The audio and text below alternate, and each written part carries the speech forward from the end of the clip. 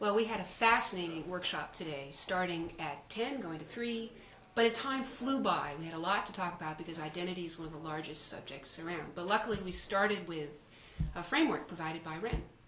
Yeah, so we started with a four worlds theory, which I've come up with, which is really a way of trying to stop people, particularly lawyers, talking about the physical world and the virtual world, and trying to segment it into a few types of worlds. So those being ludic worlds, game worlds like World of Warcraft, EverQuest, social worlds like Second Life and There and Habbo Hotel.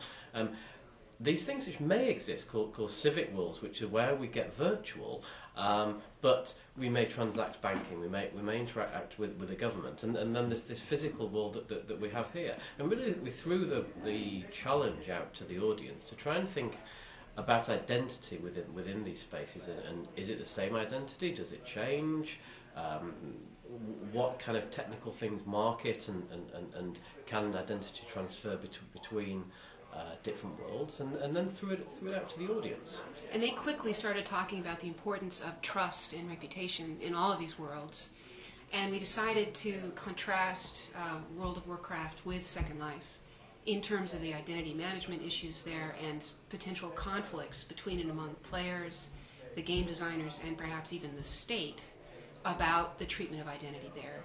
For me, that was one of the most interesting parts of the workshop, hearing people's stories about what they care about in terms of identity when they're playing these games. World of Warcraft, there was a huge emphasis on guilds in World of Warcraft that was quite moving, actually. We have an honorable guild, somebody said in the group, and it's respected, and that is my identity, is belonging to that guild. And I don't care to be known by my real name. I treasure anonymity. Anonymity seemed to be very important to World of Warcraft.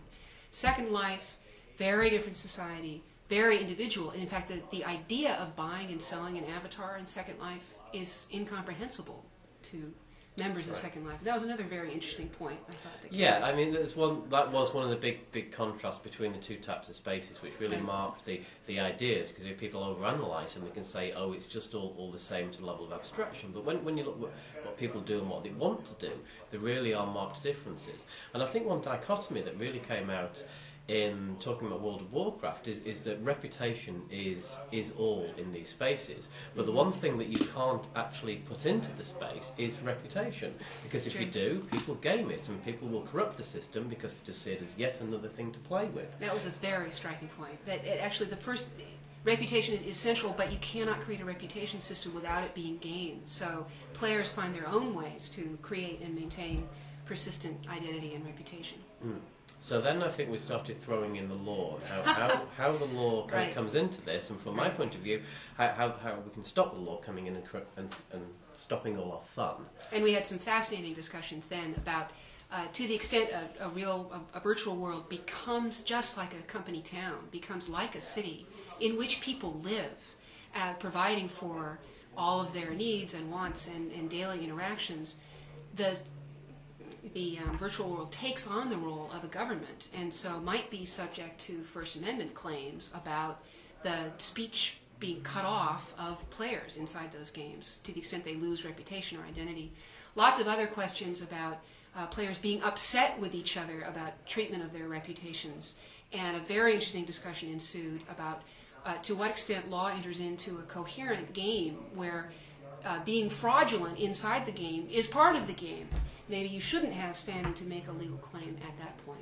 Yeah, the game of EVE Online was a particularly interesting case, because it showed where what seems like harm may not actually be harm. And I think one of the arguments that people are bringing up, now we know that the economies within these worlds are in no way virtual, because people can make real money, then if certain things happen, people use real finance, so you have a real harm.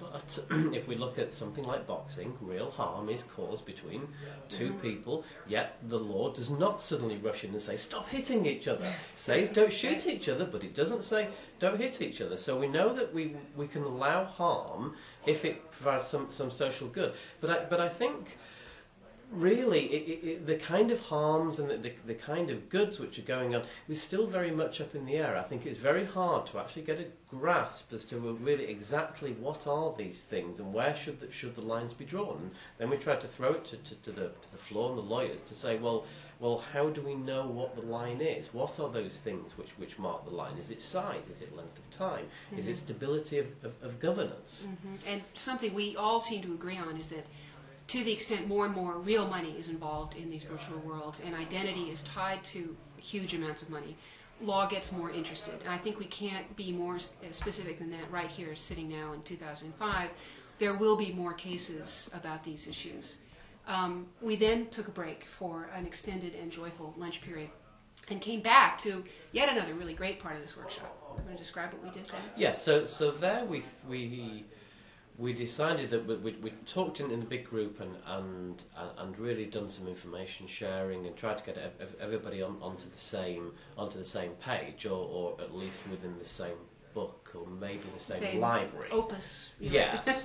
And then really set a challenge for the group and told them to split off and self-order into their own cells.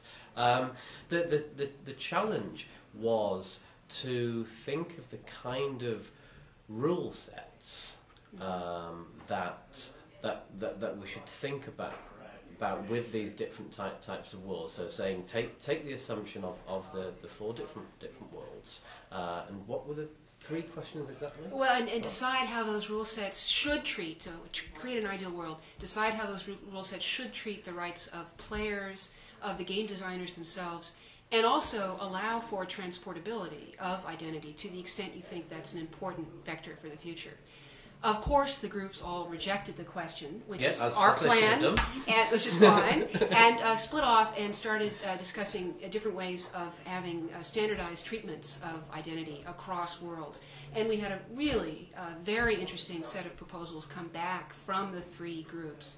The first was perhaps the most concrete, saying what we really need to enable is a third-party, very lightweight system that allows an avatar from one world to link his reputation and identity to an avatar that he also plays in another world. So very lightweight, doesn't necessarily require the cooperation of the virtual worlds themselves, just a way of passing tokens online in a way that allows that central linkage to be made. And two members of the workshop are telling us they will have such an affordance out in the marketplace in 2 months. And I think the key point from the second group was that the item of identity, which is very important to a lot of these virtual worlds, is age, or at least adulthood and non-adulthood of an individual. Therefore, can we come up with some kind of system where a virtual world will determine and go through some known and standardized sets of determining whether somebody is an adult, and then they will be verified as an adult within a verified system, and then that verification could possibly be passed on to another virtual world if there's a kind of peer trust relationship between the standards which have been imposed from one world to another. So it was another kind of minimal state approach to it, really, the kind of maximum utility for minimum effort type of approach. Right, sort of having a club of games that would agree to a certification seal for treatment of information that this person is an adult. And if they were found to have gone wrong and have identified someone as an adult who was not an adult, they'd lose the seal. That was the sanction.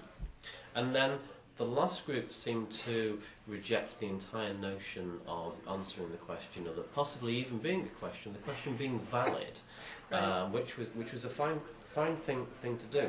So I think that a challenge that also I was trying to put to this is the whole desirability of the whole exercise. So it seemed to, I was going to say collapse, but coalesce around the idea of how can you have a certain identity, how can you codify that identity, and how can you move around that kind of identity, where of course there's this whole school saying, well, you shouldn't do that, you should be anonymity, that you should be able to play with the identity that you have, the multiple identities, you should be able to throw it away and get a new one. And I think the challenge to the entire project is a very kind of useful and interesting challenge. And I think that the dynamics of the groups were fascinating, that we had, one completely rebellious group. And that completely rebellious group raised some questions. Should we commodify identity the way all of these proposals would? Is it desirable to do so? Should we allow transferability? And then we ended. Thanks very much.